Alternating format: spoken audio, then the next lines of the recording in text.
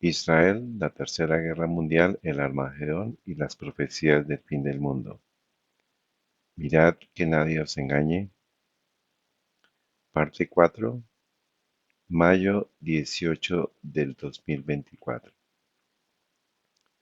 Padre Santo y Eterno, te damos gracias por la oportunidad de estar con vida hasta este momento. Imploramos que nos dirijas, que sea conforme a tu voluntad, que podamos hacer este estudio para honra y gloria de tu nombre. Bendice a todas las personas que más adelante puedan estudiar este tema, puedan escucharlo, que les permita eh, poder tomar las decisiones adecuadas en el momento adecuado. Conforme a tu voluntad lo suplicamos, imploramos que seamos dirigidos por el Espíritu Santo en el nombre de Cristo Jesús. Amén. Bueno, recordemos de la parte 3 terminamos en una pregunta. ¿Qué tuvo que ver Napoleón, léase sociedades secretas, con la formación del Estado de Israel? Eso es lo que vamos a estudiar con base en esta declaración que está registrado en la historia de Napoleón. Dice, el tío de Napoleón, el cardenal Fesch, también se involucró. Él le dijo a Napoleón: Señor, ¿tú quieres que el fin del mundo llegue con tus leyes para conceder la igualdad de los judíos como los católicos? ¿O no sabéis que las Sagradas Escrituras predicen que el fin del mundo ocurrirá cuando los judíos sean reconocidos como una nación corporativa? Y esto lo retomamos de lo que estamos estudiando sobre la interpretación futurista del anticristo de los jesuitas, que eh, tiene como postulado que el cumplimiento del Apocalipsis está en el futuro con un hombre individual como el anticristo, el hombre pecado y una reconstrucción literal del templo de Jerusalén. Entonces, las sociedades secretas tienen un papel muy importante que jugar, y ahora vamos a mirar cómo lo hizo Napoleón. Entonces vamos a tomar este libro que se llama Napoleón y los judíos, escrito por Franz Kobler, y ahí está la fecha, está el lugar donde puede descargar el archivo. Dice en el capítulo 22, Napoleón convoca al Gran Sanedrín de París. Entonces aquí vamos a tomar un tiempito para poder analizar lo que hizo Napoleón para conformar el Gran Sanedrín, que es la base de la estructura primaria necesaria para después construir la nación de Israel. Digamos, vamos a ver el impacto de la convocación por parte de Napoleón de un Sanedrín en París para la futura conformación del Estado de Israel. El cambio en las intenciones de Napoleón respecto a la nación judía estuvo estrechamente relacionado con un desarrollo que él mismo había experimentado.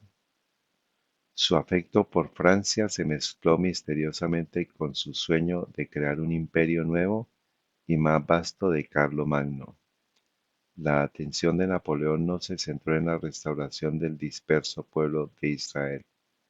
En lugar de su regreso a la antigua patria, su preocupación se convirtió en la integración dentro de su creciente imperio. Esto fue como la idea inicial de Napoleón, pero vamos a ver más adelante que eso finalmente fue lo que generó las bases para la construcción del Estado de Israel y de la migración de los judíos a, a- a la tierra palestina.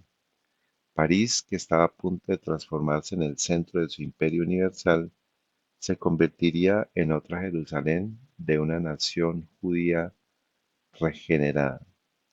Sin embargo, la visión de convertirse así en otro Salomón o Herodes de la nación judía iba acompañada de una ambición aún más exaltada: actuar como un segundo Moisés para el pueblo disperso. Eso es básicamente ese pensamiento que tenía Napoleón auspiciado, y ese es parte de lo que no sabemos por quién o cómo, en enfocarse en el tema de Israel, en el tema de la conformación de la nación judía. Entonces, por cuestión de tiempo, vamos a avanzar, solamente vamos a tratar de leer las partes que están resaltadas, pero hay algunas cosas que leeremos entre líneas. Con este fin, Napoleón previó la cooperación entre él y el resucitado Gran Sanedrín. Planeó el paloteo no solo como un instrumento legislativo, sino al mismo tiempo como una representación omnímoda de la universalité des Israélites. En palabras de Pasquier, dice: su intención era que todas las sinagogas del imperio e incluso de Europa fueran invitadas a enviar a este Sanedrín médicos o delegados que se unieran a la asamblea ya existente. Por lo tanto, argumentó, uno podría enorgullecerse por ser la representación más legal de la religión y de la nación judía. Esto equivaldría a una resurrección de esta nación.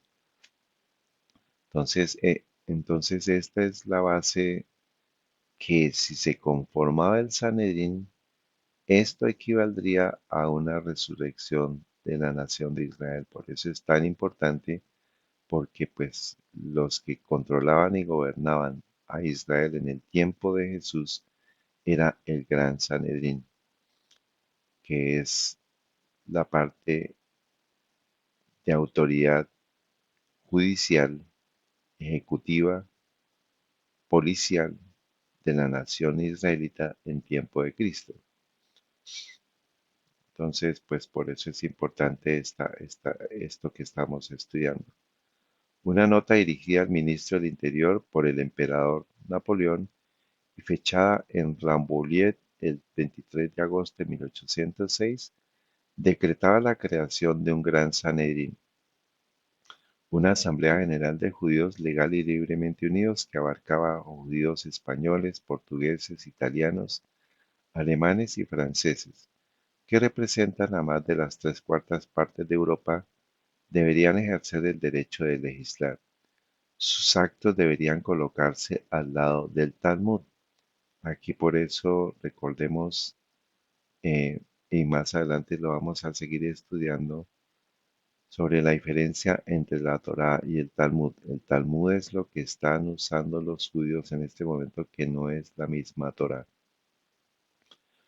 Y preservando el carácter esencial de las leyes de Moisés, se adaptarían a la situación actual de los judíos, así como a la moral y los hábitos franceses. Entonces, aquí recordemos que la creación del Sanedrín, el intento y el principio y la base para la creación del Sanedrín en 1806 significa la resurrección de Israel, la restauración del Estado de Israel.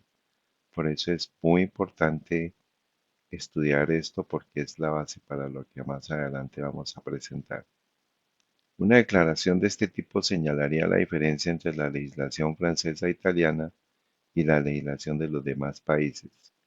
Los comisarios recibieron instrucciones de inculcar a los miembros de la Asamblea el sentimiento de que deseo emplear todos los medios para lograr que los derechos que han sido restaurados al pueblo judío por parte de Napoleón no se vuelvan ilusorios, y finalmente hacer que encuentren Jerusalén en Francia.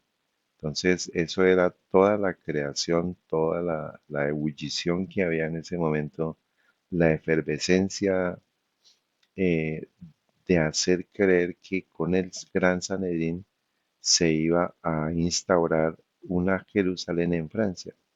Sin embargo, como veremos también más adelante, eso condujo finalmente a que se buscara literalmente la tierra de Jerusalén como base para la construcción del Estado de Israel.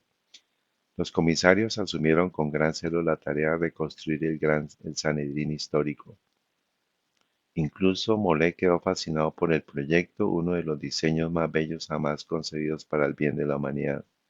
Preparó en el transcurso de unos días un estudio sobre el Sanedrín original de Jerusalén y lo presentó al ministro del Interior, o sea, este es a nivel oficial, el 2 de septiembre de 1806, porque Napoleón estaba detrás impulsando todo eso. Al día siguiente, el propio Napoleón dirigió desde Saint-Cloud una nota al ministro dando instrucciones exactas sobre el procedimiento para el establecimiento del Sanedrín.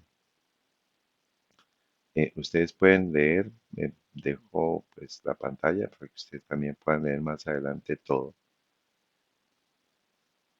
Un comité de 9 elegidos a petición de Napoleón, asistido por Sinn-Sein, preparó inmediatamente el texto de la proclamación de la universalidad de los judíos. Fue adoptado por la Asamblea el 24 de septiembre y publicado en 4 idiomas: hebreo, francés, alemán e italiano, el 4 de octubre, fijando la apertura del Sanedrín el 20 de octubre. Así, lo que la proclamación de 1799 no había logrado hacer había provocado la convocatoria del Gran Sanedrín.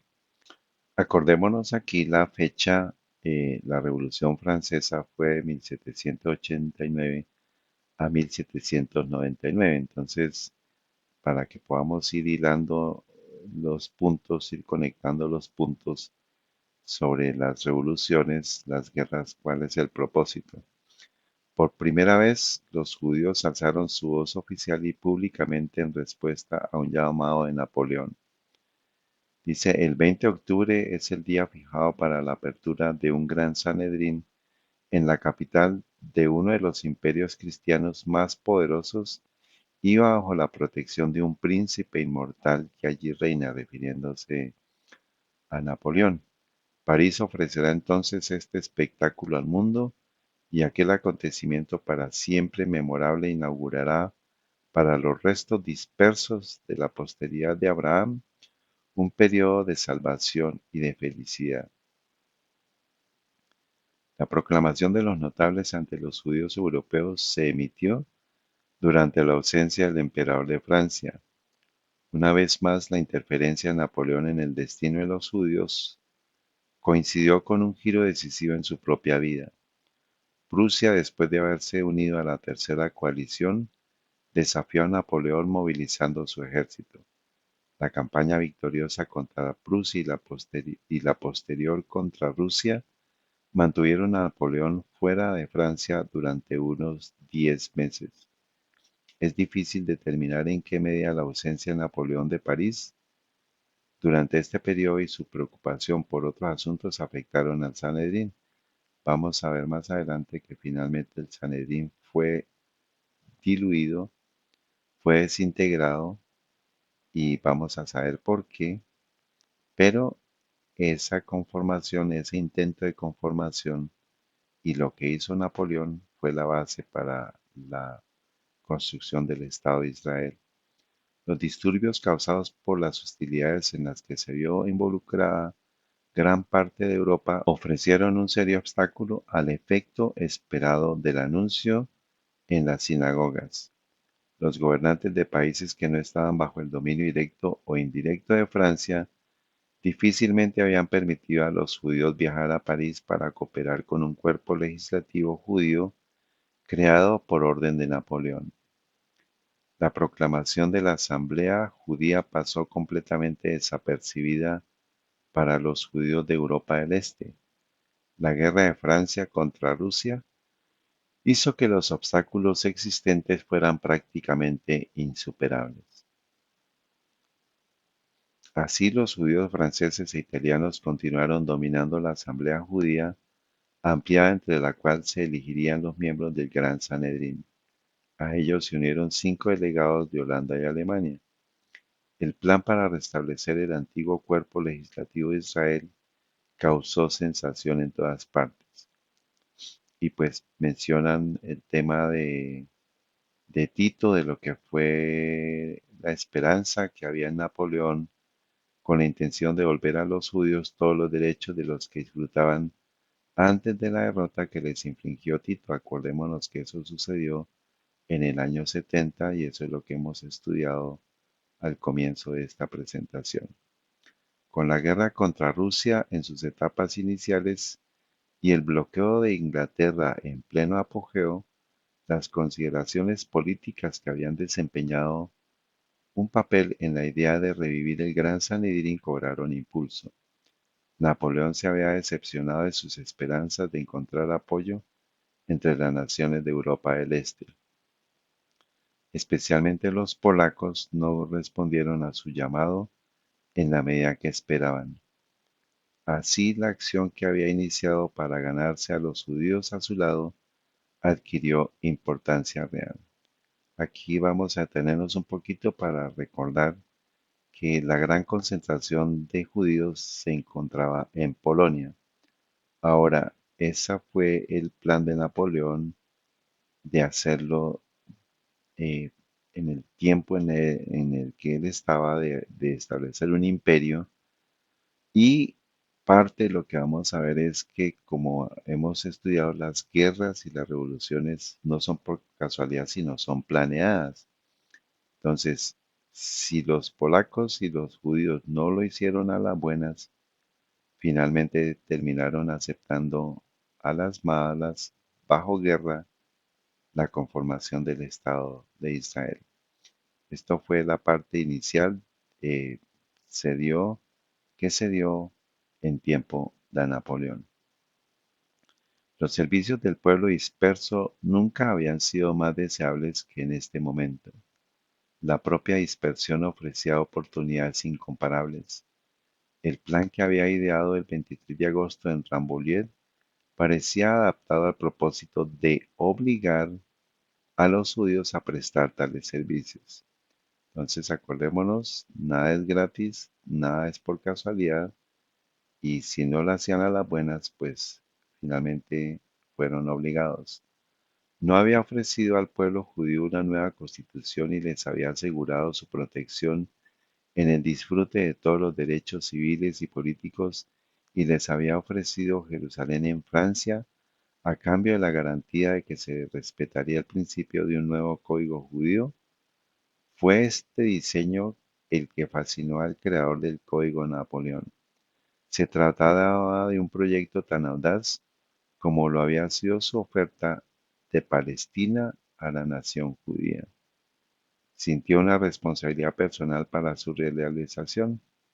La nota de Rambouillet había sido solo una sugerencia a la Asamblea de Notables Judíos. Ahora el Gran Sanedrín en elaboración tenía que reafirmar su oferta. Así decidió reformularla como una declaración vinculante. Este era el origen de la carta que Napoleón dirigió a Champagny desde Poznan el 29 de noviembre de 1806. Y dice la nota de Napoleón al señor Champagny. Respecto al proyecto de organización de la nación judía, es necesario que se reúna el Sanedrín. Llámelo para este tiempo para que pueda enviarle todo lo que hay que regular. Es necesario eliminar de las leyes de Moisés todo lo que sea intolerante, declarar una parte de estas leyes como leyes civiles y políticas y dejar de las leyes religiosas solo relacionado con las obligaciones morales de los ciudadanos franceses. Y sigue diciendo la nota Champagny. Solo el Gran Sanedrín es capaz de establecer esta distinción relacionada con qué parte de las leyes de Moisés son religiosas o políticas, que durante todo el tiempo durante el cual los judíos permanecieron en Palestina y formaron una nación corporativa, habiendo permanecido las mismas circunstancias políticas que en los tiempos de Moisés, el Gran Sanedrín no tuvo motivos para hacer esta distinción, que sin embargo desde que los israelitas abandonaron su patria, no se ha reunido ningún Gran Sanedrín. Entonces, la base para la conformación del Estado de Israel involucraba la conformación del Gran Sanedrín. Los pasajes iniciales citados revelan el propósito histórico que Napoleón atribuyó al Sanedrín. Aparece una expresión nunca antes utilizada y pone en relieve sus intenciones: la organización de la nación judía. Entonces, aquí vemos el movimiento de la intención de Napoleón de primero hablar, primero establece los derechos de los judíos en Francia, habla de un gran Sanedrín en Francia, pero la intención oculta era que esa era la base para la conformación o la organización de la nación judía en Israel. El término abarcaba un programa nacional para toda la diáspora. Una vez más estaba a punto de aplicar una de sus ideas más grandiosas, la aglomeración para el pueblo judío, o sea, la aglomeración para el pueblo judío. Si en 1799 no había logrado realizarla mediante la restauración, la fórmula adecuada para el mismo objetivo parecía ser en 1806 la organización. El término significaba reunión y unificación, pero también por su vínculo con el Gran Sanedrín, renacimiento y regeneración, se iba a crear una nueva ley unificada. Acordémonos, la Revolución Francesa está culminando en 1799. Capítulo 23 de ese libro, la sesión y decisión del Gran Sanedrín. La proclamación de la Asamblea había fijado la apertura del Sanedrín para el 20 de octubre de 1806, pero el estallido de la guerra con Rusia provocó un retraso considerable. El Gran Sanedrín de París no fue inaugurado solamente hasta el 4 de febrero de 1807. Según las instrucciones, el presidente y dos asesores debían ser nombrados por el ministro del Interior. Menciona Champagny, que ya lo habíamos citado. Como en el antiguo Sanedrín el número de miembros incluido al presidente era 71. Se cantó un cántico compuesto. Para esta ocasión se hizo una comparación histórica entre Napoleón y los héroes antiguos, uno de los cuales fue Ciro, el nombre del rey de Persia que inició la primera restauración de Israel. Aparece dos veces en el poema, la última vez por un vínculo con la profecía de Isaías, que se refiere directamente al decreto de Ciro. Entonces, aquí vemos toda la conexión y el intrincado de información que hay de la profecía bíblica verdadera con lo que estaba sucediendo, de hacer creer y de exaltar a Napoleón como Ciro, eh, eh, como parte de la conformación del Estado de Israel. Bueno, aquí hay información de lo que pasó después, de, bueno, y aquí hay información para que la puedan leer. Este es un fresco pintado de ese momento. Dice: el Gran Sanedrín era la Asamblea Suprema de la nación judía y no se había reunido desde hacía 18 siglos. Napoleón tuvo la idea de reunir a los principales judíos notables de toda Europa para permitirles resolver los problemas que les preocupaban. Convocada por decreto el 23 de agosto de 1806, el Gran Sanedrín se reunió del 9 de febrero al 9 de marzo de 1807. En el momento de su última reunión, Napoleón fue proclamado el Ciro moderno. Napoleón fue elogiado calurosa y unánimemente. Dice: las declaraciones atestiguan las grandes expectativas despertadas en los miembros del Sanedrín, pero al mismo tiempo revelan su falta de nuevas ideas e iniciativas. La resurrección de los huesos secos de Israel que Abraham de Colonna creía estar presenciado fue un acontecimiento muy sombrío. O sea, por el tema de la guerra y porque no hubo el suficiente apoyo de todas las naciones que tenían judíos, pues eso pasó como desapercibido. Dice, el hecho de que el emperador en el momento en que se reunió el Sanedrín hubiera entrado en el territorio del entonces mayor asentamiento judío, no impulsó al Sanedrín a enviar un mensaje alentador a los judíos de Polonia y Rusia.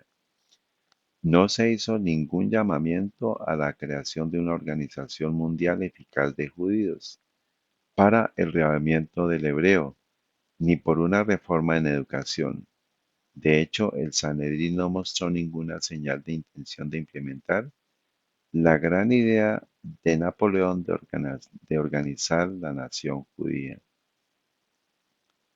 Capítulo 24, adelantamos. La repentina disolución del Gran Sanedrín. Entonces, acordémonos las fechas. 9 de marzo, 9 de febrero a 9 de marzo se organiza el Sanedrín. Pero algo pasó, algo sucedió y ahí es donde está el cardenal Fesch y ahí es donde vamos a detenernos un poquito para estudiar esto. Dice, la repentina disolución del Gran Sanedrín añadió mucho al misterio que desde el principio había rodeado la convocatoria del cuerpo. La consternación por el cierre prematuro del Sanedrín dio origen a una leyenda registrada en las memorias de Jean Anton Chaptal. Aquí vamos a mirar quién es Jean Anton Chaptal. Y aquí está la referencia de él.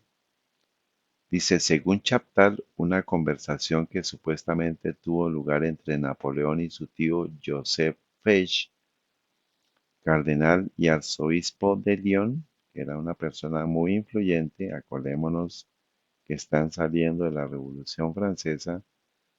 Ahí es parte de la historia para que todos ustedes estudien que la Revolución Francesa abolió la religión católica, pero después Napoleón la volvió a instituir. Eso nunca se abolió, simplemente fue una estrategia para hacer desaparecer la acción de los jesuitas, la acción de la Iglesia romana en la Revolución Francesa, que es una realidad.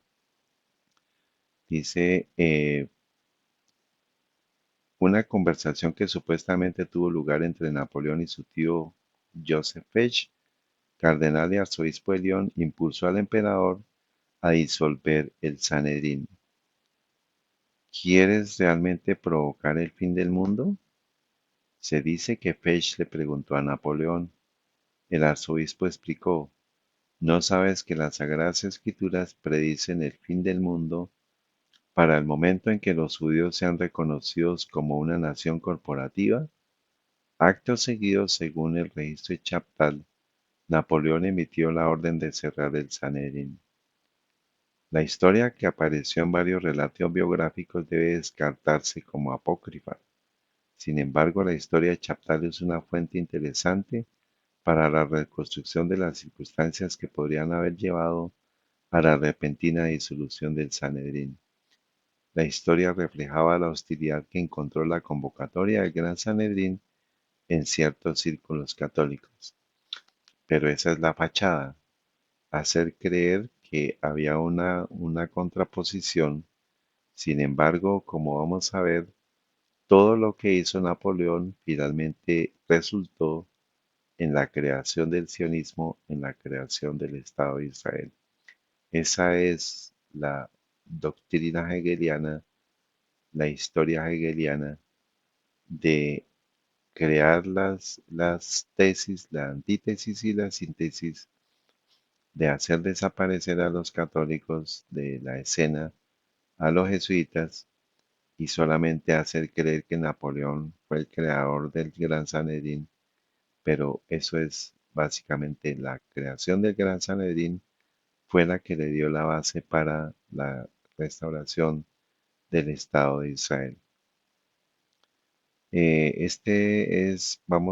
Pues busqué la referencia de- del libro de Chaptal, se llama Mis recuerdos de Napoleón, página 242. Ustedes pueden acceder a este documento.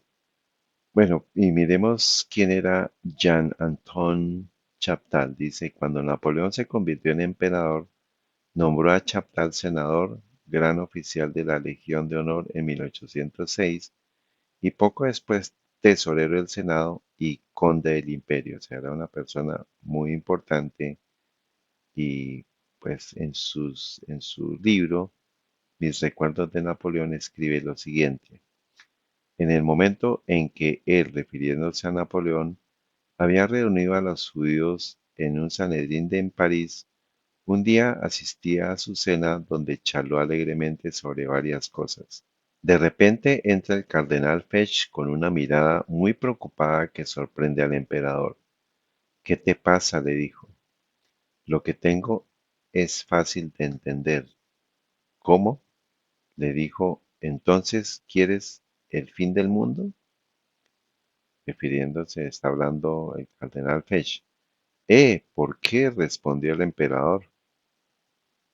¿No sabéis, continuó el cardenal, que la Escritura anuncia el fin del mundo desde el momento en que los judíos sean reconocidos como nación?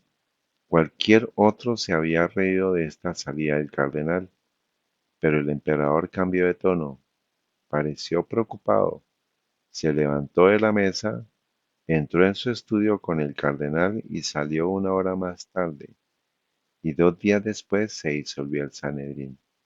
El emperador seguía entonces con todas sus creencias sobre la fatalidad, la religión, etc. Entonces, hay un cardenal, que es el cardenal Pech, que es tío de Napoleón, el que menciona la profecía futurista jesuita, y pues por el otro lado, Napoleón estaba impulsando la creación del Sanedrín. En ese momento le advierte que si él lo hace, eso era la constitución del fin del tiempo. Napoleón dice, cuando Napoleón vio el mal rumbo que estaba tomando sus conversaciones con el Papa, cuando estuvo convencido de que no podía ni obligarlo ni intimidarlo y que su concordato había producido con los resultados un efecto opuesto a sus primeros designios, no solo se arrepintió, habiendo hecho este cambio, sino que dijo abiertamente que hubiera hecho mejor en declararse protestante, añadiendo que en aquella época 20 millones de franceses habrían seguido su ejemplo y que Francia ya estaría librada de sus vergonzosos vínculos con Roma y de varios prejuicios que degradan a la nación, tanto como la fe católica, apostólica y romana.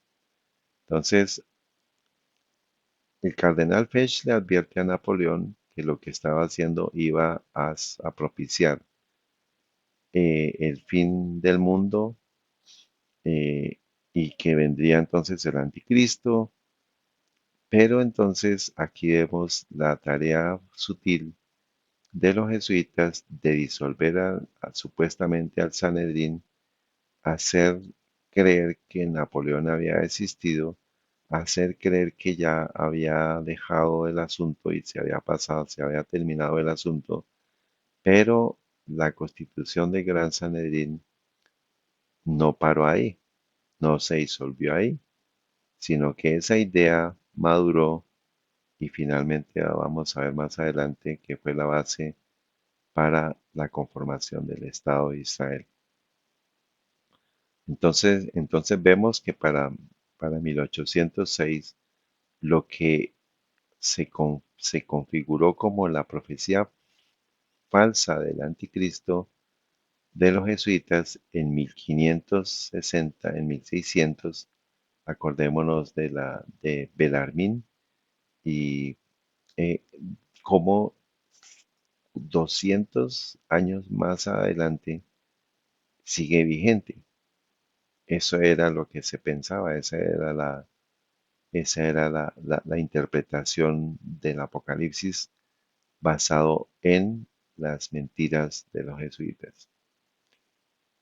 Dice, aquí sigue diciendo, a J. B. Simonini, que se escribía a sí mismo como un oficial militar, dirigió una carta al famoso jesuita Barruel el 1 de agosto de 1806. Entonces miremos aquí que los jesuitas están detrás, en la que intentaba demostrar que la secta judaica, una potencia formidable debido a sus enormes riquezas, está a punto de alunar la cristiandad. Barruel consideró que este prototipo de los malogrados protocolos de los sabios de Sion era digno de ser enviado al Papa. Pío VII aprobó las acusaciones antijudías y le aconsejó que pasara el documento a Fesch para que pudiera hacer uso de esta ante el emperador según su propio criterio. Entonces viene el cardenal, le dice a Napoleón, pero detrás está la estrategia de los jesuitas.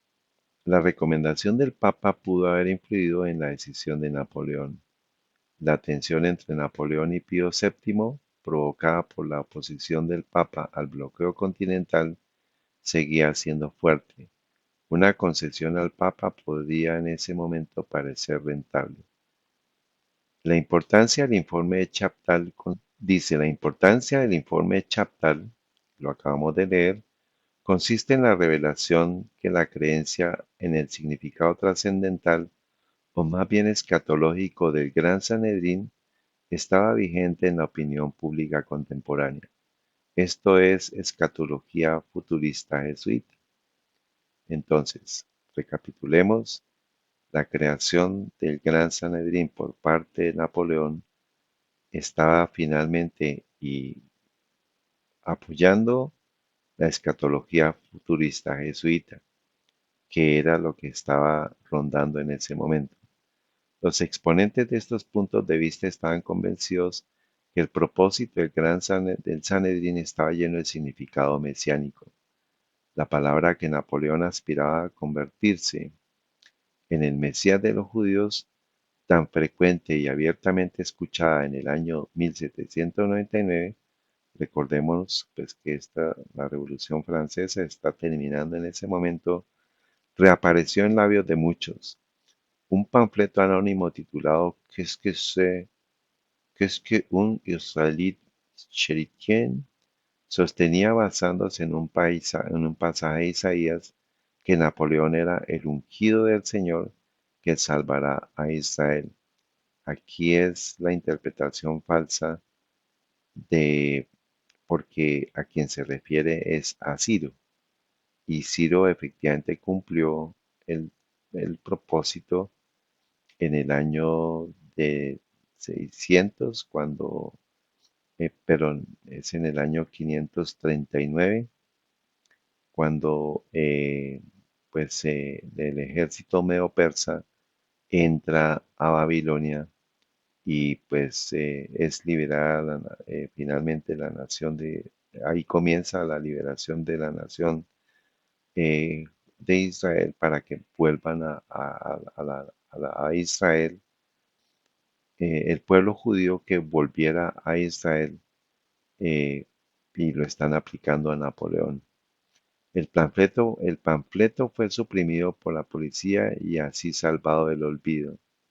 Otra contribución al debate público que suscitó el Gran Sanedrín fue un ensayo publicado en 1808 en la revista Minerva de Hamburgo bajo el título El Mesías de los Judíos.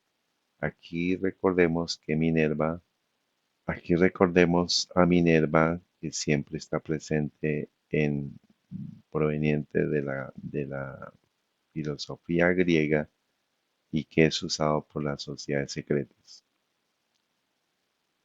Sigue más adelante: en Austria las acciones de Napoleón provocaron una profunda aprensión. El mundo judío estaba pues en consternación. Napoleón aspira a convertirse en el Mesías de la vasta población judía de Polonia, del mismo modo que quiere ser el libertador de los polacos. eh, y pues la idea es que pues, Napoleón quería, porque pues había millones de súbditos. Si Napoleón lograba encontrar ese eco de la conformación Gran Sanedrín, pues tendría millones de súbditos en Polonia que facilitarían pues su obra de conquista, de establecer un gran imperio. Sigue diciendo: pronto llegaron informes de todas partes del imperio que demostraron que la mayoría de los judíos no consideraban a Napoleón como un Mesías. Se genera la revuelta, se genera la confusión, pero de nuevo vamos a ver que esto fue la base para la creación del Estado de Israel. Los judíos ortodoxos exhibieron una abierta actitud hostil hacia el Sanedrín, una asamblea formada por radicales. Entonces aquí vamos a ver que este es el futuro sionismo, y pues hubo judíos que no estuvieron apoyando esta conformación, pero el momento no se dejó pasar desapercibido y fue el impulso para la creación del Estado de Israel por parte del sionismo, que fue originado, como lo vamos a confirmar también, a partir de lo que Napoleón hizo. Lo más sorprendente fue un resumen de las opiniones que circulaban entre algunos judíos moravos, que dice: el gobierno francés solicitaría asegurar, y si fuere necesario, tomar el imperio turco, la ciudad de Jerusalén, con el territorio circundante, y allí restablecería y restauraría el asentamiento del pueblo de Israel. Se disuelve la asamblea, se disuelve el Gran Sanedrín. Sin embargo, el momento, como les digo, el impulso no se perdió, el impulso siguió, y la base para, desde ese momento fue, dice, si fuera necesario tomar del imperio turco. Aquí no es a las buenas, sino fue lo que sucedió en la Primera Guerra Mundial. El imperio turco, esa región fue tomada del imperio turco, y de allá salió en la restauración del asentamiento del pueblo de Israel. Francia tiene la intención de atraer a esta ciudad y territorio a los judíos más distinguidos, ricos y trabajadores del mundo entero, bajo la promesa de la protección de su religión, y dirigir mediante sus especulaciones y empresas el remoto comercio colonial del sur y de Egipto a través de este lugar. Entonces, la síntesis de la Primera Guerra Mundial fue la disolución del Imperio Turco y la toma del Estado, de la toma de Jerusalén, del territorio, para restablecer y restaurar el pueblo de Israel. Dice: sin embargo, el ataque más venenoso contra el Sanedrín provino de Rusia. El Santo Sino de Moscú detestó el blasfemo Congreso Judío y dijo lo siguiente: convocó a la sinagoga, dice, con el fin de provocar una degradación de la Iglesia, pues la Iglesia católica o la Iglesia ortodoxa rusa. Napoleón convocó a las sinagogas judías a París, restauró la dignidad de los rabinos y fundó un nuevo Sanedrín hebreo, el mismo tribunal infame que una vez se atrevió a condenar a nuestro Señor y Salvador Jesucristo a la cruz, y ahora tiene el descaro de contemplar la unificación de los judíos que Dios en su ira ha dispersado sobre la faz de la tierra, y de organizarlos a todos para la destrucción de la Iglesia de Cristo, con el propósito, oh audacia indescriptible que sobrepasa a todas las fechorías, para que puedan proclamar al Mesías en la persona de Napoleón. Entonces, todo el mundo está convulsionado con la interpretación jesuita futurista falsa del Mesías como persona de Napoleón, y que supuestamente pues lo están considerando como un anticristo a Napoleón, y que eso vendría con el tiempo del fin. Entonces aquí vemos toda la confusión en la interpretación falsa del anticristo, y no la interpretación histórica del anticristo del sistema papal. Pero pues aquí están los jesuitas haciendo su labor de confusión. Esto pues es el futurismo jesuita. Así se ideó un proyecto territorialista con el propósito de alejar a los judíos de Rusia de la organización de la nación judía de Napoleón. Estas sospechas eran completamente infundadas. Ningún rastro de la Asamblea o del Sanedrín penetró en el mundo estrechamente organizado y aislado de las comunidades judías de Europa del Este. Poco después de la disolución del Sanedrín, F. D. Kirwan organizó y editó en Londres una traducción al inglés del informe documental francés sobre las sesiones del Sanedrín, que había sido publicado en París por Diogene Tamá. En su prefacio a esta edición, Kirwan declaró expresamente que la gigantesca mente de Napoleón alberga la idea de restablecer a los judíos en Palestina, y esto forma parte de su plan respecto a Egipto, que como bien se sabe nunca abandonó. Esta convicción la expresa abiertamente James Bichenet en una nueva edición de su libro sobre la restauración de los judíos publicada en 1807. Bichenet creía que el Sanedrín constituía un eslabón en la cadena de acontecimientos que traerían la restauración de la comunidad judía en Palestina. Este es un eslabón perdido que la historia no cuenta, y es por eso importante entenderlo desde el punto de vista que finalmente ese gran Sanedrín fue el eslabón para la restauración de la comunidad judía en Palestina. Estas son palabras históricas, no las estoy diciendo yo, sino las está diciendo la historia y la referencia que estamos estudiando.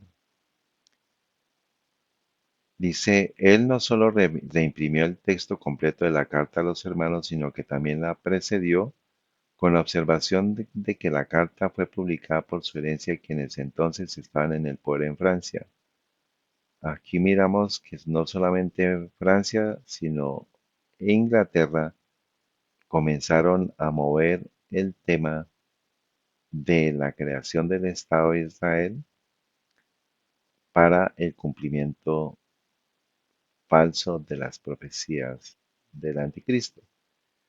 Un nuevo portavoz del movimiento de restauración británico, George Stanley Faber, se negó a considerar al Bonaparte individual como el anticristo, y pues esto es la interpretación futurista del anticristo. Predijo una conflagración entre una confederación anticristiana encabezada por Francia y una potencia marítima protestante, las cuales intentarán restaurar a los judíos, pero solo los primeros en un estado inconverso.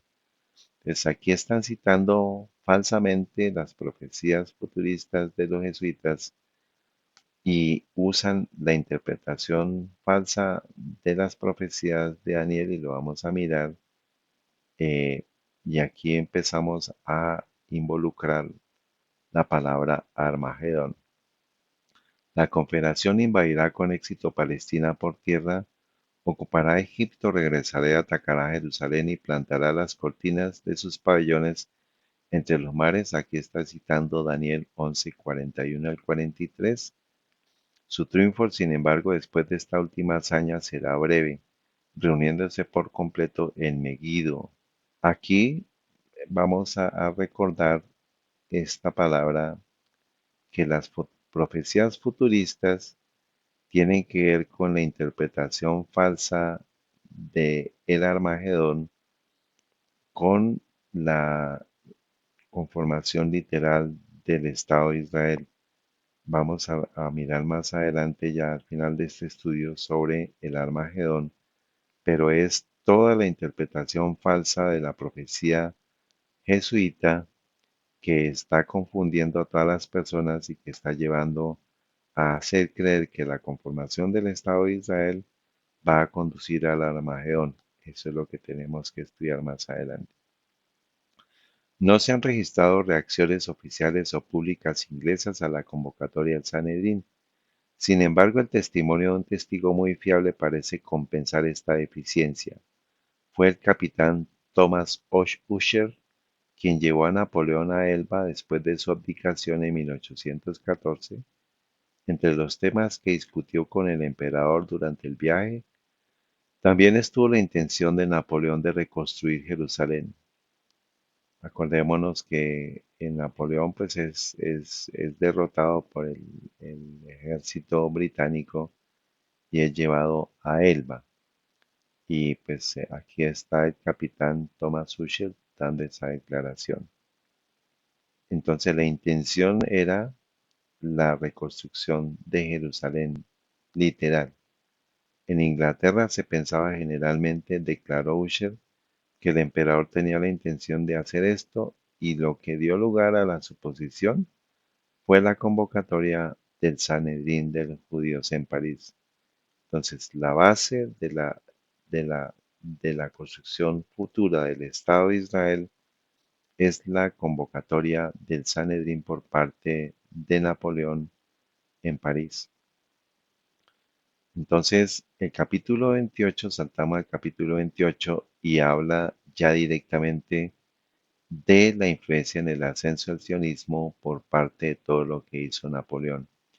El impulso dado al movimiento británico para la restauración de los judíos por la expedición oriental de Bonaparte, por su proclamación y por la convocatoria del Gran Sanedrín, continuó sintiéndose en las primeras décadas del siglo XIX. Entonces, pues aquí vemos pues todo el proceso de la historia, pues vamos a adelantar, habla sobre todo el impulso del movimiento dado por Napoleón a la conformación del Estado de Israel. La creciente intensidad de las voces escuchadas en Inglaterra inmediatamente después de la caída de Napoleón, pidiendo la restauración de los judíos y una actitud sin precedentes de sus defensores hacia la realización de ese objetivo, proporcionan evidencia de la fuerte influencia de Napoleón sobre los simpatizantes británicos con la idea de la soberanía del renacimiento de Israel. Dice, el ejemplo de los propios esfuerzos de Napoleón en favor del pueblo judío y la magia de su personalidad, así como los efectos negativos de su eclipse, que es la reacción política y el estallido de disturbios antijudíos en Alemania en 1819, obraron en la misma dirección. Un llamado de los cristianos y los hebreos era el título de un folleto publicado en 1818 por un escritor desconocido bajo el seudónimo de Teeteto. Aquí vemos la mano oculta de los jesuitas haciendo toda la labor bajo la clandestinidad. El autor preveía el restablecimiento de los judíos en Tierra Santa mediante la cooperación pacífica de cristianos y judíos. Su entusiasta llamado a Gran Bretaña, el pueblo marítimo, para que asumiera la gloriosa empresa. Fue acompañada de un llamado similar a los judíos que recordaba mucho a la Carta a los Hermanos y a la Proclamación. La Sociedad de Londres para la promoción del cristianismo entre los judíos combinó la tendencia evangelizadora y conversionista del movimiento con una actividad política inmediata en la persona de Lewis Way, milenarista y romántico abogado, teólogo y predicador y poeta y diplomático. Way viajó por Francia, Holanda, Alemania, visitó Rusia y allí estudió la vida de los judíos. Logró despertar el interés del zar Alejandro en su plan de establecer en el sur de Rusia asentamientos de judíos bautizados. Las actividades projudías de Way alcanzaron su clímax después de su regreso a Rusia. En septiembre de 1818 tuvo lugar en Aix-la-Chapelle una conferencia de la Santa Alianza para discutir la solución de los asuntos europeos. Way fue a Aix y presentó al zar unas memorias sobre el estado de los israelitas, fechada en Bruselas el 28 de septiembre de 1818. Way expresó la esperanza de que las potencias reunidas en Aix pudieran hacer algo para lograr la restauración definitiva de los judíos. Tal asamblea de soberanos, si estuviera imbuida del espíritu de Ciro, podría emitir un edicto que crearía un país en un día y haría nacer un pueblo instantáneamente. Entonces, aquí vemos la historia confirmando que Napoleón, después de Napoleón, el impulso de la construcción del Estado de Israel siguió. La aparición de Way en Aix-Chapelle supuso un hito en la historia del movimiento de restauración. Fue el primer portavoz del movimiento en defender la causa de la restauración ante un foro internacional. Sobre todo, sus ideas, tal como lo expone en la edición impresa de los Memorias sobre el Estado de los Israelitas, son una mezcla de los puntos de vista milenarios que formaron la base de la doctrina de la restauración religiosa y de los planes políticos napoleónicos con respecto al pueblo judío. Esta es la base del sionismo, la base del movimiento que finalmente condujo a la creación del Estado de Israel. Entonces, recordemos, Revolución Francesa, viene la síntesis, que es la creación del movimiento para la conformación del Estado de Israel. El sionismo, este es el capítulo que estamos estudiando, tiene que ver con el sionismo y lo que hizo Napoleón como base para su conformación. La historia también ha proporcionado un sorprendente paralelo judío-americano con la tendencia de la cual Lewis Way era la encarnación británica. Entonces, aquí no solamente se movió en Francia y se pasó a Gran Bretaña, sino que también en América se comenzó a gestar ese movimiento pro construcción del Estado de Israel a partir de lo que hizo Napoleón con la conformación del Gran Sanedrín. Entonces, en América, quien hizo lo propio se llamó Mardoqueo Manuel Noé, el autodenominado juez de Israel. Fue la contraparte del autoproclamado defensor cristiano del pueblo judío. Entonces miremos aquí que los mismos cristianos comienzan a apoyar la conformación del Estado de Israel, y esa es la contraparte que querían los jesuitas. Primero generan los contrarios, ahora esos contrarios están haciendo la tarea de impulsar el movimiento para la formación del Estado de Israel. Nacido en 1785, Noé fue testigo desde Filadelfia y Charleston del meteórico ascenso al poder de Bonaparte. En 1811 recibió el nombramiento de cónsul de los Estados Unidos en Riga, pero el estallido de la guerra con Rusia le impidió aceptar este puesto. 2 años más tarde, el 28 de mayo de 1813, Noé se dirigió a África para servir allí como cónsul de los Estados Unidos para la ciudad y el reino de Túnez. Poco después de presentar sus credenciales, Noé demostró su admiración por Napoleón en su capacidad consular oficial. Sigue diciendo, unos años más tarde, en un discurso pronunciado en la congregación de la sinagoga Sherit Israel en Nueva York el 17 de abril de 1818, criticó a los 7 millones de judíos en el mundo. Entonces, había ya ese movimiento de impulsar el- a todos los judíos hacia la creación del Estado de Israel.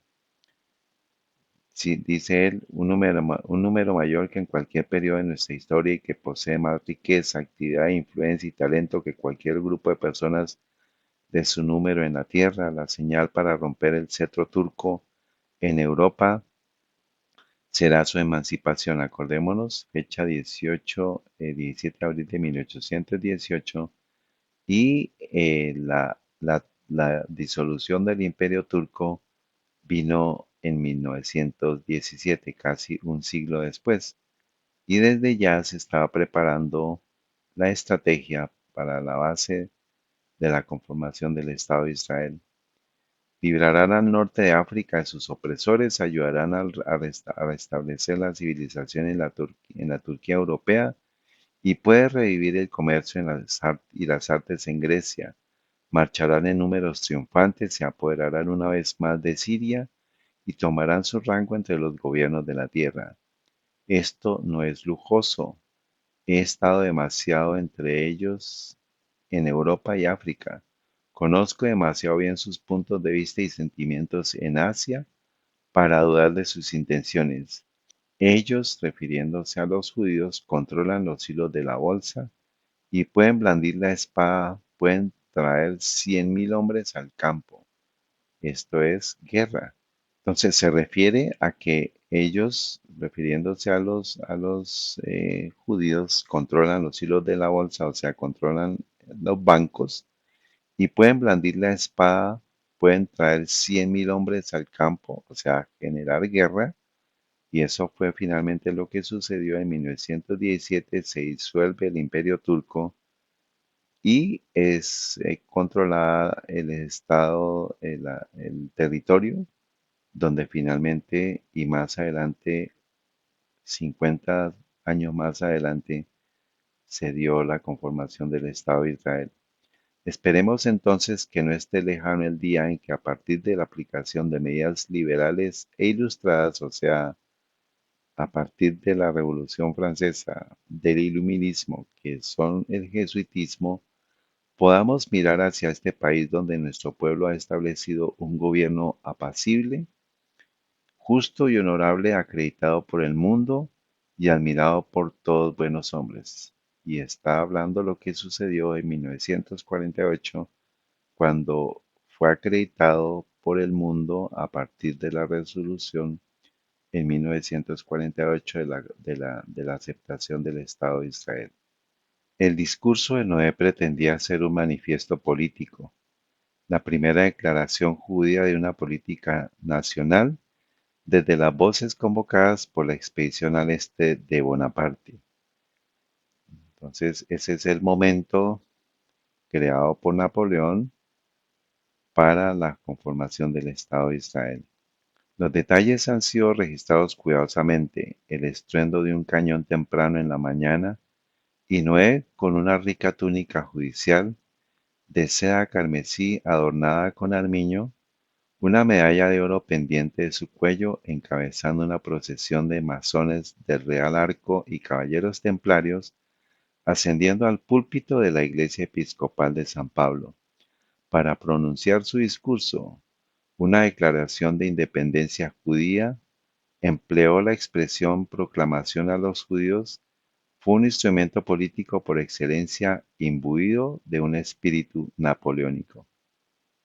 Vemos la configuración aquí de las sociedades secretas impulsando el sionismo para una declaración de independencia judía en Estados Unidos, una procesión de masones hacia una iglesia episcopal de San Pablo. Aquí vemos todas las conexiones entre católicos, sociedades secretas, la masonería judía, para la conformación del Estado de Israel, la proclamación a los judíos, y todo a partir del espíritu napoleónico que finalmente pues, fue usado por los jesuitas para hacer cumplir sus planes de la interpretación futurista falsa del anticristo. En el Viejo Mundo, el recuerdo del primer intento de restaurar a Israel perduró, particularmente entre los defensores británicos de este objetivo. Más de 30 años después de la expedición al este de Bonaparte, Michael Russell, posteriormente obispo de Glasgow y Galloway, compartió las esperanzas de un renacimiento nacional judío y resumió sus puntos de vista en un pasaje memorable de su libro Palestina o Tierra Santa, desde los primeros tiempos hasta la actualidad, y dice lo siguiente: no hay duda de que Napoleón decía frecuentemente, refiriéndose a Acre: el destino de Oriente está en este lugar. Esta observación no se hizo al azar, porque si los franceses hubieran sometido, y dice el cardenal obispo de Glasgow, sus ojos también se volvieron hacia los judíos, refiriéndose a Napoleón, quienes en cada conmoción que afecta a Siria están acostumbrados a buscar indicios de este feliz cambio destinado a los ojos de su fe a restaurar el reino de Israel en los últimos días. De hecho, no fue hasta un periodo algo más reciente que extendió abiertamente su protección a los descendientes de Abraham, pero no es improbable que se le hubiera ocurrido durante su campaña oriental la idea de emplearlos con el propósito de establecer una soberanía independiente en Palestina. O sea, no es improbable significa que es probable. Entonces leámoslo, pero es probable que se le hubiera ocurrido durante su campaña oriental la idea de emplearlos con el propósito de establecer una soberanía independiente en Palestina, dedicada a sus opiniones ulteriores en los países más allá del Éufrates. Una serie de acontecimientos que en los años 30 del siglo XIX conmocionaron al cercano Oriente y colocaron a Palestina dentro de la órbita de la política europea fueron una continuación directa de los disturbios causados por la campaña de Bonaparte. La cuestión oriental nació y siguió siendo durante muchas décadas el problema central de la política mundial. Entonces, lo que hizo Napoleón fue convulsionó al mundo para que en la Primera Guerra Mundial se tomara posesión del territorio de lo que fue la nación de Israel de 19 siglos atrás, con el propósito de establecer la base para la creación del Estado de Israel. El surgimiento de la cuestión oriental marcó una nueva etapa en la historia del movimiento de restauración. La guerra que se libró en el suelo palestino en el año 1840 al 41 entre Mohamed Ali y las potencias aliadas, Gran Bretaña, Prusia, Austria y Turquía, con los franceses bajo el mando de Thiers apoyando a Mohamed Ali contra la coalición, fue una guerra extraña, equivalente a la invasión napoleónica. Una vez más, Acre fue el principal objetivo de la fuerza invasora. La fortaleza que había resistido durante meses los ataques de Bonaparte fue tomada por un ataque desde el mar en 3 días. En febrero de 1841 los aliados entraron en Damasco y el dominio egipcio sobre Siria, de la que la Tierra Santa formaba parte, llegó a su fin. Entonces empieza todas estas conmociones, convulsiones, guerras, revoluciones, no son por al azar, son por azar, sino son diseñadas con los propósitos. Parecía como si se hubiera creado una situación tan propicia para el pueblo judío como la de 1799. La tierra de Israel estaba en manos de las potencias occidentales y su destino futuro fue objeto de negociaciones diplomáticas en la Conferencia de Londres. Con el ascenso de Napoleón III, Francia volvió a convertirse durante un breve periodo en el escenario principal de los esfuerzos por reavivar la nación judía. Joseph Salvador, médico, historiador y filósofo, creó en su profunda obra París, Roma, Jerusalén, publicaba en 1860 una filosofía de los cambios fundamentales que habían tenido lugar en el ámbito de la política mundial en 1789 y el final de la Guerra de Crimea en 1856. Salvador reconoció el papel histórico que había desempeñado Napoleón Bonaparte al hacer del pueblo judío un elemento importante de este trascendental desarrollo. Salvador describió la expedición al este y lo que es más sorprendente, la batalla del Monte Tabor en particular, como un punto de inflexión en la historia. Y dice Salvador, el inaugurador del siglo XIX encabeza el genio político de la Revolución Francesa. Lleva la llama de la ciencia moderna al oriente bíblico, a las antiguas regiones de la Providencia, hasta la misma tierra de los judíos. Prepara allí desde lejos la gran cuestión que se manifestó en el año 1840. En este oriente bíblico, en el Mediterráneo, en las orillas que recuerdan a Moisés, a Jesús, a Mahoma, a los valientes recibe una amable de un nuevo bautismo, hacer temblar a Egipto bajo sus pies y da una nueva voz a las pirámides que habían permanecido en silencio durante milenios. Además, el mismo hombre escapó de ser sumergido por el reflujo del agua en el mismo lugar del Mar Rojo, donde Moisés había conducido tan gloriosamente a todo el pueblo para hacerle pasar, por ley divina, de la esclavitud a la libertad. Finalmente, el inaugurador del siglo XIX aplica las enseñanzas que ha adoptado. la nueva libertad a las razas más antiguas de la Tierra Santa. Porta el estandarte que significa la redención de los derechos de la nación a la victoria y entona un himno ardiente y terrible contra los tiranos al pie del monte Tabor, es decir, en el mismo lugar donde uno de los grandes representantes de la justicia y la independencia de las naciones, donde la mujer fuerte, Débora, también había resucitado un cántico ardiendo con espíritu guerrero y libertador contra los opresores. Un defensor inequívoco de los planes orientales de Napoleón y sobre todo de sus planes restauracionistas fue Ernest Larran, que trabajó en la oficina del emperador Napoleón III. En su panfleto, aquí está el título en francés, eh, Larraín hizo un llamamiento a Francia para que hiciera realidad estos planes.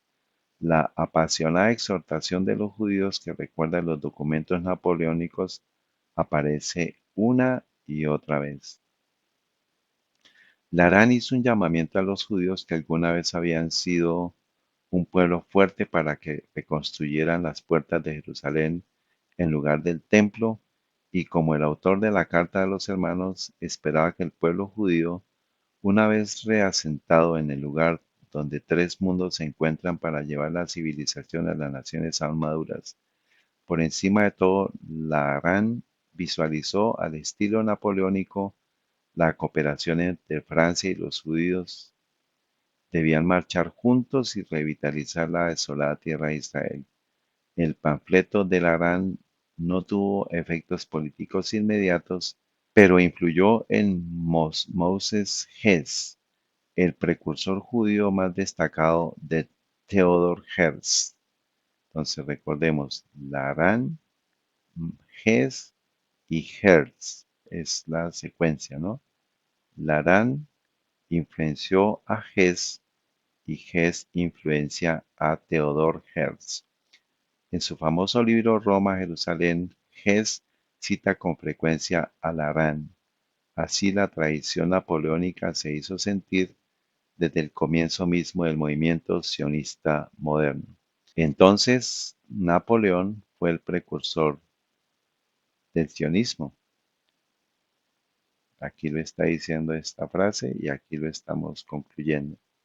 La ola de acontecimientos históricos desencadenada por la invasión de Palestina por Bonaparte continuó durante las décadas siguientes.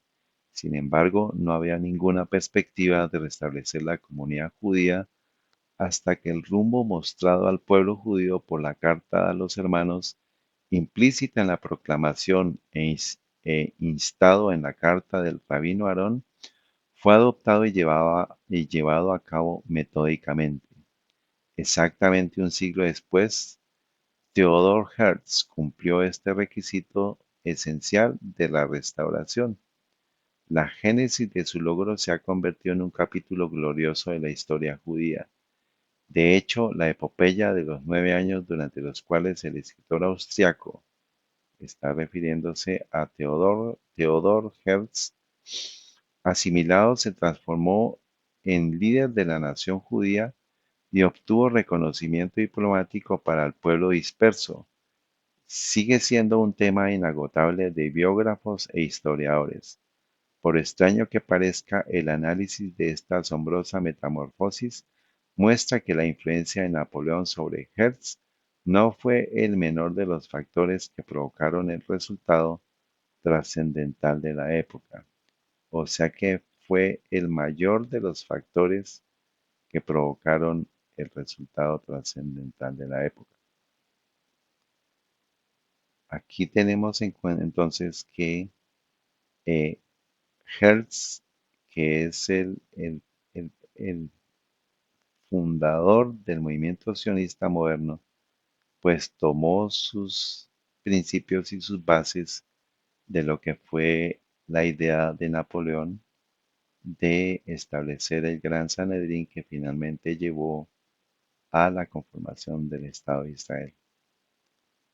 Hertz inició su carrera política en París. Aquí describe parte de lo que hizo él.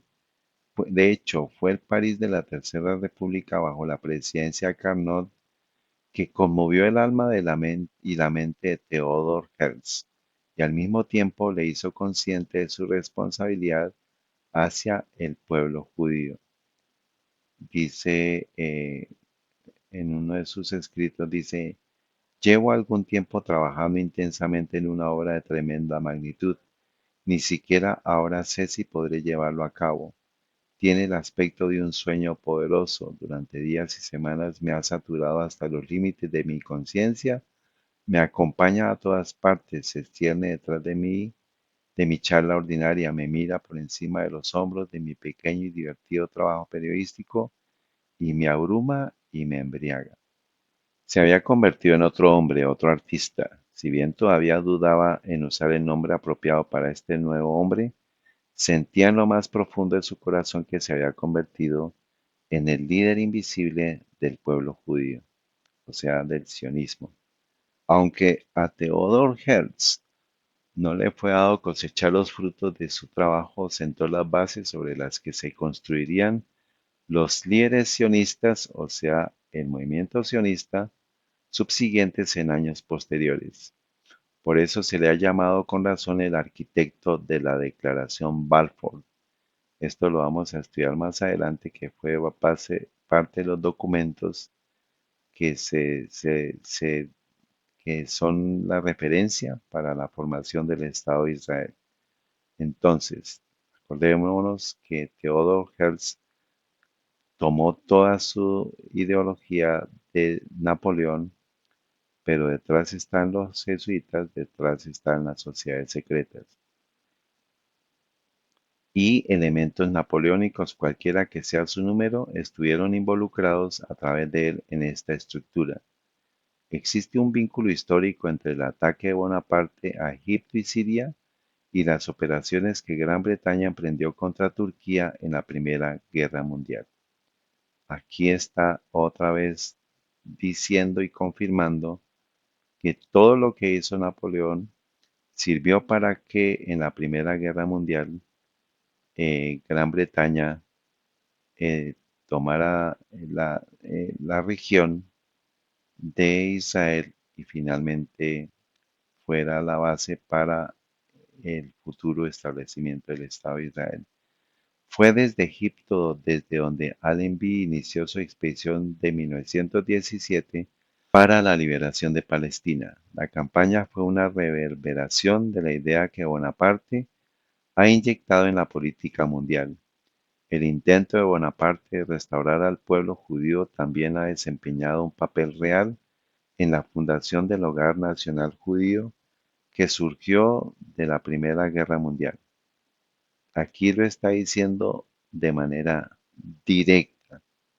El primer reconocimiento internacional del reclamo de Israel de su restauración en el suelo de Tierra Santa. Revolución Francesa, la Revolución de Napoleón allá en Palestina y después la Primera Guerra Mundial. Dos de los principales seguidores de Herzl, Israel Sarwin y Nahum Sokolov, continuaron su actividad en este campo. Israel Sarwin estaba en la cima de su reputación literaria cuando se convirtió en un ferviente partidario de la causa sionista y por lo tanto contribuyó mucho al peso político del sionismo. En una conferencia El gueto pronunciada en varios lugares de Inglaterra a finales de los años 90, Sandwich examinó la historia de la diáspora, afrontó la cuestión del futuro de Israel y se refirió a Napoleón. Napoleón, en efecto, soñaba con restablecer un reino judío en Palestina. En diciembre de 1915, en un discurso ante la Sociedad Fabiana, sugirió que si Gran Bretaña tomaba Palestina, no podría dar un golpe político mayor que llamar a los judíos para que la regeneraran para ella, pero señaló que su mera inmigración no sería suficiente, o sea, no era suficiente con la inmigración, sino se necesitaba otra guerra, y eso lo vamos a ver más adelante. La sociedad fabiana, vamos a mirar quiénes son. Esto es el escudo o la insignia de la sociedad fabiana. Es un lobo vestido de oveja. Esta es una sociedad secreta británica y pues vamos a ver si tiene la conexión con Roma. La sociedad fabiana debe su nombre al general romano Quinto Fabio, conocido por su estrategia de retrasar sus ataques contra los cartagineses invasores hasta el momento oportuno. El nombre de Sociedad Fabiana se explica en el primer panfleto fabiano que lleva la siguiente nota. Debes esperar el momento oportuno, como hizo Fabio, con mucha paciencia cuando guerreaba contra Aníbal, aunque muchos censuraron sus retrasos, pero cuando llegue el momento debes golpear con fuerza, como hizo Fabio, o tu espera será en vano e infructuosa. Entonces, 2 años antes de la disolución del Imperio Turco, ya se estaba hablando de esto en la Sociedad Fabiana, que es una sociedad secreta, sobre lo que era la estrategia. Dice, todo requiere una política radicalmente imaginativa, un trato tanto con el futuro como en el pasado por parte de hombres dispuestos a rescatar la historia humana de los monótonos factores de la sangre y el oro. Aquí pues es la base de las guerras, ¿no? Apoderarse de los tesoros y derramar sangre.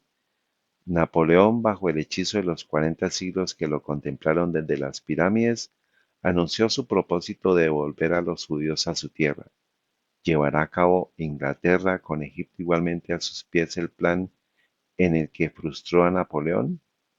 Si tuviera el poder y el genio para hacerlo, se abriría un nuevo capítulo en la historia de la humanidad. Los fines de los tiempos se encontrarían y la tribu del pie errante y del pecho cansado que durante 1900 años ha orado por Palestina unas 20 veces al día se encontraría en su suelo santo bajo la égida del mayor imperio del mundo, victorioso después de la mayor lucha de su historia. Entonces es toda una alusión a Napoleón, al momento en el cual él fue eh, iniciado en las sociedades secretas en Egipto, pero todo está eh, encaminado a lo que fue la síntesis de la Primera Guerra Mundial, que fue la base para la instauración del Estado de Israel.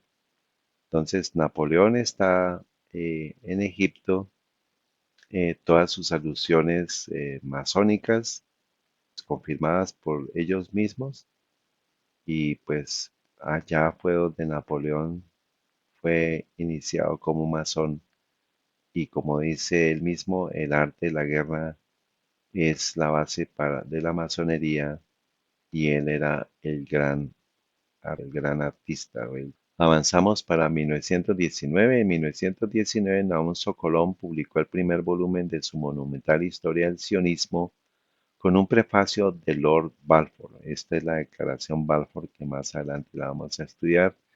Este trabajo, resultado de una investigación admirable y original, pretendía ofrecer la base histórica para el reconocimiento de los reclamos nacionales judíos sobre Palestina y para la propia declaración Balfour, como único precedente histórico de la medida política entonces bajo consideración.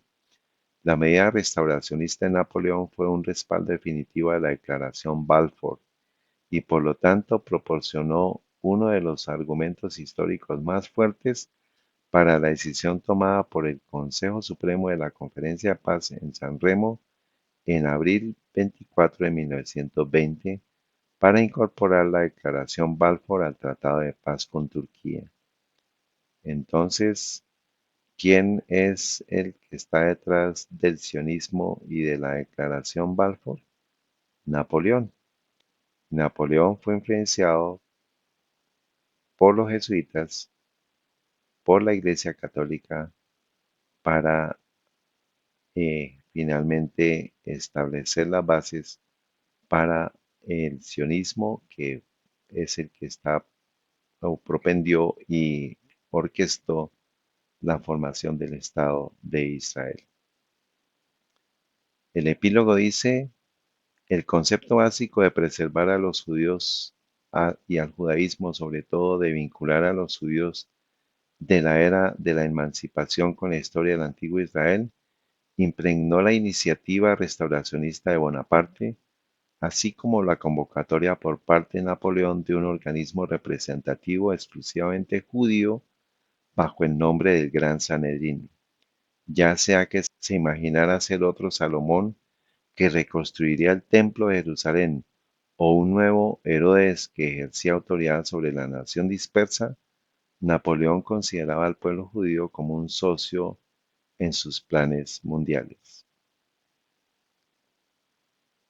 Las repercusiones de la proclamación y de la posterior política de Napoleón respecto de los judíos justifican el reconocimiento de estos movimientos como una de las fuerzas que finalmente provocaron el restablecimiento del Estado de Israel. Fueron, junto con el movimiento británico para la restauración de los judíos, los principales impulsos provenientes del mundo no judío que condujeron hacia el objetivo semimesiánico de Israel.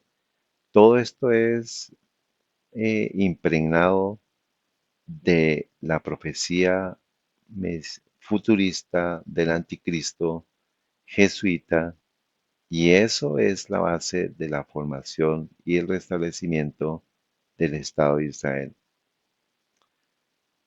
La proclamación de Bonaparte y la convocatoria del Gran Sanedrín de París siguieron siendo fenómenos aislados en el siglo de la emancipación. Carecían de la poderosa influencia que el flujo ininterrumpido de movimientos británicos, con su literatura en constante crecimiento y sus destacados defensores, da la lista de los que lo estuvieron apoyando, ejerció en las mentes del pueblo británico y sus estadistas.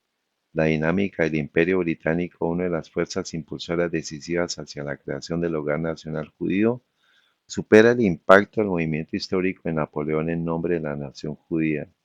Sin embargo, los intentos restauracionistas de Napoleón no solo influyeron en el fundador del sionismo político y sus seguidores, sino que también tuvieron un efecto duradero como garantía de la esperanza mesiánica y respaldo silencioso de todos los planes realistas para su cumplimiento. Quienes soñaron con el renacimiento de Israel nunca olvidaron que en el umbral del siglo XIX el sueño casi se hizo realidad. Entonces, miremos aquí cómo se cumple esta frase: de todas las guerras y las revoluciones han sido guerras dirigidas por jesuitas para adueñarse de la riqueza y del poder, para consagrarlos a la destrucción del protestantismo y al restablecimiento de la supremacía papal. Como clímax milagroso de las conexiones históricas entre el intento de Bonaparte de restaurar la nación judía y el restablecimiento del Estado de Israel, el texto de proclamación a los herederos legítimos de Palestina salió a luz en medio de la crisis más crucial del pueblo judío, y de esta manera podía dar testimonio de los reclamos políticos de los judíos sobre la tierra de Israel. El significado simbólico de este testimonio fue enfatizado de manera conmovedora por la aparición simultánea de la carta del rabino Aarón a los hijos de Israel, porque incluso cuando después de un periodo de pruebas agonizantes, la resolución de la Asamblea General de las Naciones Unidas sancionó el restablecimiento del Estado judío, el pueblo judío todavía tenía que aprender otra lección claramente enseñada por los documentos napoleónicos. De hecho, 150 años después de la garantía de la nación francesa, prometida por el llamamiento de Bonaparte, las promesas de muchas naciones difícilmente habrían resultado efectivas si los judíos de la tierra de Israel no hubieran tomado para sí las alas del águila y la fuerza de la leona. ¿Por medio de qué? Por medio de la Primera Guerra y la Segunda Guerra Mundial. Entonces, ¿qué dice Wikipedia sobre quién fue el fundador del sionismo? Usted va a Wikipedia y dice: el sionismo es una ideología y un movimiento político nacionalista que propuso desde su inicio el establecimiento de un Estado para el pueblo judío en Palestina. Su fundador, en tanto que movimiento organizado, fue el periodista austrohúngaro de origen judío Theodor Herzl. como respuesta a la ola antisemita que recorrió Europa en esos años. El movimiento tuvo como objetivo fomentar la emigración judía palestina y alcanzó su objetivo principal con la fundación del Estado de Israel en 1948. Entonces, ¿quién es el fundador del sionismo según Wikipedia? Es Theodor Herzl. Pero, ¿quién fue en realidad el fundador del sionismo? Pues fue Bonaparte. ¿Y en el artículo de Wikipedia relaciona a Bonaparte con ese proceso? No, para nada. Esa es la tarea de los jesuitas, ocultar a los protagonistas que finalmente son los que van y fueron las sociedades secretas, fue el sionismo que hace parte de las sociedades secretas, la sociedad Fabiana, incluso allá en Inglaterra, las sociedades secretas en Francia, las sociedades secretas en América, todas con una agenda conjunta. Entonces la estructura básica de toda revolución y de toda guerra a partir de la dialéctica hegeliana que estudiamos, pues es la siguiente. La Revolución Francesa va de 1789 a 1799, que sigue el principio de la dialéctica hegeliana de Kant, que es la dialéctica jesuita, tiene los movimientos dirigidos. Entonces tiene la tesis que es la monarquía francesa y los jacobinos. Entonces viene la antítesis, que es la lucha entre la monarquía francesa y los jacobinos, y cuál fue el resultado de la Revolución Francesa. Y la síntesis, pues que es ya el resultado, fue la abolición de la monarquía francesa, todos los ismos del ateísmo, el iluminismo y especialmente para nuestro estudio, el sionismo, el movimiento sionista. Y esto pues es establecer el orden después del caos, es establecer la crisis para obtener un resultado, y esa es la huella de los jesuitas en toda la historia de las guerras y las revoluciones.